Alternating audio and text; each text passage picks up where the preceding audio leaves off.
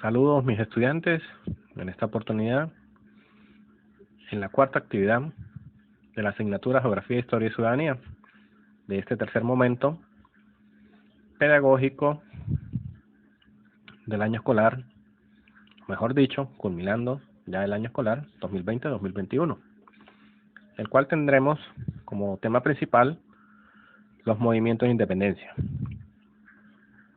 La independencia de Venezuela se inicia en Caracas, cuando un grupo de criollos caraqueños aprovechó la excusa de que en España estaba mandando un francés para convocar una reunión del Cabildo y proclamar un gobierno propio hasta que Fernando VII volviera al trono de España. El 19 de abril de 1810 se inició la lucha por la independencia del dominio español en Venezuela. La disolución de la Junta Suprema de España y la renuncia de Vicente Emparan, el capitán general de Venezuela, en un cabildo extraordinario, marca el inicio de la lucha de un movimiento popular, del 18 de abril, Jueves Santo, y se consolida el Viernes Santo, 19 de abril. La independencia de Venezuela fue un proceso jurídico-político desarrollado entre 1810 y 1830, el cual implicó el reemplazo de la monarquía absoluta por la república como forma de gobierno en Venezuela. A raíz de todos estos acontecimientos, el 5 de julio de 1811 se declara formalmente su independencia y se procede a la firma del Acta de la Declaración de Independencia de Venezuela, conformándose así la Primera República. Dentro de los movimientos precursores de la independencia, fue un proceso de emancipación hispanoamericana, y en particular de Venezuela. Se incuba y desarrolla a todo lo largo del siglo XVIII. Motines, azonadas, rebeldías, insurrecciones de carácter individual o colectivo se suceden en ese periodo. Casi todas eran manifestaciones del descontento de los criollos, de los indios y de los esclavos por causas económicas y sociales, más que políticas. Eran casi todas una repetida protesta contra las contribuciones, impuestos, gravámenes, injusticias, abusos y exacciones a que eran sometidos por las autoridades españolas. En cuanto a los esclavos, manifestaban su anhelo común, que era el de conseguir su libertad plena y absoluta. Todos esos movimientos en Venezuela se pueden ser considerados como precursores de la independencia nacional, pero sí contribuyeron a unificar y fortificar el sentimiento nacional de una población que ya manifestaba de un modo u otro, aún sin ideal definido, su repudio al sistema imperante. Son eslabones de una larga cadena de reivindicaciones y protestas.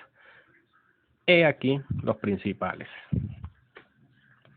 La insurrección de Juan Francisco de León entre los años 1749 y 1751.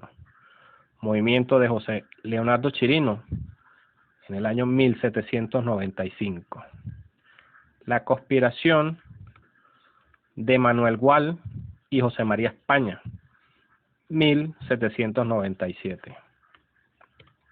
Y las invasiones de Francisco de Miranda, 1806.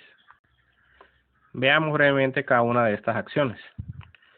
En la insurrección de Juan Francisco de León, teniente, cabo de guerra y juez de comicios en Panaquire, en abril de 1749 se puso a la cabeza de unos 800 amotinados, descontentos contra los próceres de la compañía guipuzcoana. Se presentaron armados en Caracas, y como el gobernador no cumplía su palabra de expulsar a la compañía, León volvió meses más tarde a la cabeza de 8.000 manifestantes. En 1751 organizó una tercera manifestación armada. Él y su hijo Nicolás fueron derrotados. Se entregaron después de haber huido. Llevados a España, León murió allí, y más tarde su hijo regresó a Venezuela.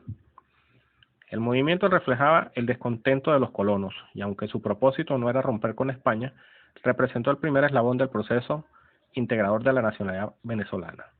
Algunos historiadores le restan importancia a la rebelión de León en el proceso de emancipación. No así Arístides Rojas y Vicente Lecuna, quienes lo sitúan como el iniciador de dicho proceso. En el movimiento de José Leonardo Chirino tuvo todos los indicios de una verdadera insurrección de carácter social, clasista y aún político. Los historiadores están de acuerdo en reconocer su importancia. José Gil Fortuol menciona en ese suceso diciendo que con él empezó en Venezuela el movimiento revolucionario de emancipación. Se califica como uno de los antecedentes de la independencia. Se destaca su importancia en el proceso emancipador. Lo consideran como una verdadera revolución social. José Leonardo Chirino, a la cabeza de unos 350 alzados, entre negros, zambos e indios, marchó sobre Coro, pasó por las armas a varios blancos pudientes y quemó haciendas. Reclamaban la supresión de los impuestos, el establecimiento de la ley de los franceses, es decir, la república, la igualdad de todos los ciudadanos, la abolición de los privilegios y la libertad de los esclavos,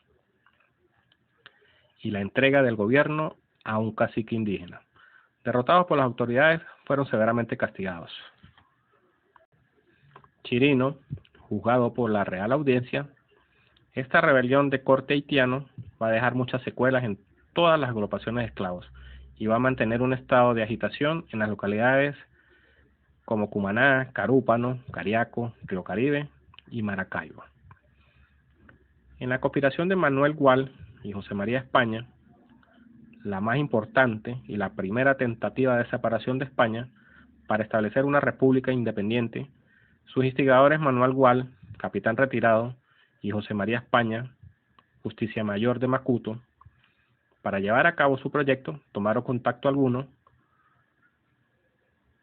con españoles, republicanos deportados y otros ciudadanos, entre los cuales estaban Juan Bautista Picornell, Manuel Cortés Campomares, Sebastián Andrés, José Lax, Manuel Montesinos Rico y Juan Xavier Arrimbide. Un grupo de mulatos de La Guaira también estaban comprometidos en el proyecto de sublevación. Su programa indica que se trataba de una verdadera revolución igualitaria político-social. Estaba contenido en las ordenanzas cuyos artículos 32, 33 y 34 declaraban la igualdad natural entre los habitantes, la abolición del pago de tributos indígenas, la repartición de tierras entre estos y la abolición de la esclavitud. El artículo 44 creaba una escarapela cuatricolor como bandera de la futura República Libre. Las proclamas eran el vehículo propagandístico encaminado a buscar adeptos a la revolución. Asimismo hicieron circular la traducción de los derechos del hombre y del ciudadano, hecha por Picornell, y canciones revolucionarias como la canción americana y la carmoñola americana. El proyecto de conspiración fue descubierto el 13 de julio de 1797. Gual y España se refugiaron en Trinidad, donde continuaron su propaganda revolucionaria. España regresó clandestinamente a Venezuela.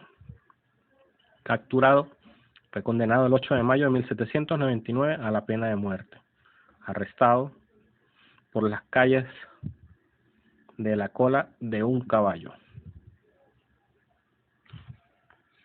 Varios de sus cómplices también fueron apresados. Se dice que Gual murió, probablemente envenenado por un realista en Trinidad en 1800.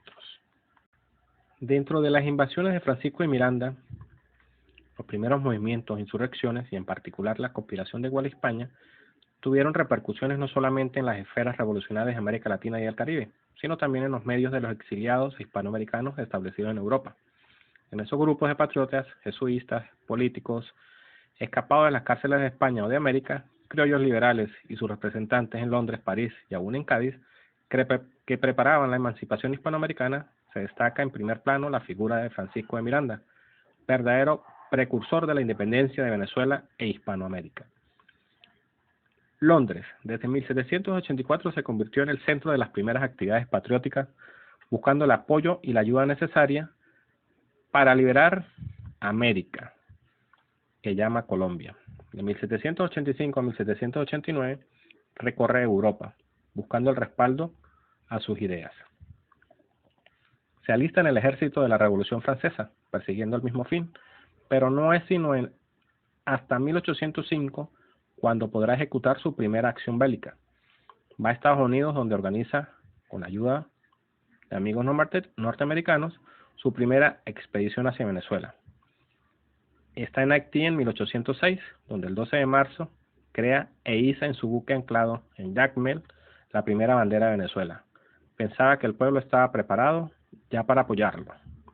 Había sido el más grande proselitista de la revolución. Ya circulaba, mandaba a traducir por él la famosa Carta a los Españoles Americanos de Juan Pablo Vizcardo y Guzmán, la primera proclama de la Revolución Americana. En palabras de Mariano Picón Salas, el 27 de abril de 1806 se presentó frente a Ocumare de la Costa con sus 3 goletas, Leander, B y Bacchus. La expedición traía 200 hombres entre norteamericanos, ingleses y antillanos. Atacados sus barcos por las fuerzas mayores y capturados 2 de sus goletas, se retiró a Barbados y Trinidad. Pero vuelve al ataque y el 3 de agosto de 1806, acompañado esa vez por más de 400 hombres, desembarca en la vela de Coro. Por primera vez ondeaba su bandera en territorio de Venezuela. En lo que él llama el continente colombiano, aunque la población de Coro no lo apoya, Miranda aprovecha su estancia para circular una proclama de liberación, así como los otros documentos patrióticos. Las fuerzas que llegan para oponerse a él lo obligan a abandonar Coro pocos días después. No recibió el apoyo que esperaba y en Caracas, mantuanos y vecinos notables demuestran su más completa lealtad a la corona. El cabildo de esa ciudad pone precio a su cabeza, quema su esfinge y lo califica de monstruo abominable y de traidor. De regreso a Londres, sigue su infatigable obra propagandística a favor de la independencia hasta su vuelta a Venezuela en 1808. Había dedicado más de 40 años de su vida a luchar por la independencia de Hispanoamérica, los movimientos aislados colectivos que tuvieron más tarde en Venezuela.